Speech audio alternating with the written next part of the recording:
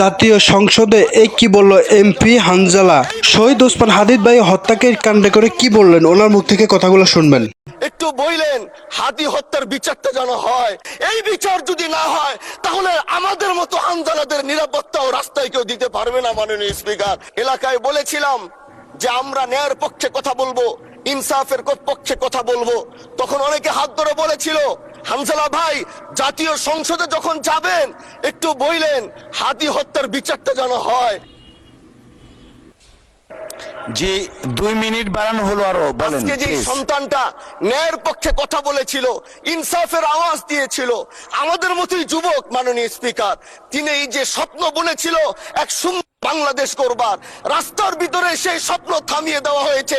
এই বিচার যদি না হয় তাহলে আমাদের মতো হানজালাদের নিরাপত্তাও রাস্তায় কেউ দিতে পারবে না। মাননীয় স্পিকার, এজন্য আপনার মাধ্যমে আমি বলতে চাই হাদি হত্যার বিচার যেন সুনিশ্চিত করা হয় মাননীয় স্বরাষ্ট্রমন্ত্রীর মাধ্যমে। এমপি হামজালার কথা যদি আপনারা একমত হয়ে থাকেন তাহলে ভিডিওটি শেয়ার করে সবাইকে দেখার সুযোগ করে দিবেন। পেজটি ফলো দিয়ে পাশে থাকবেন অবশ্যই।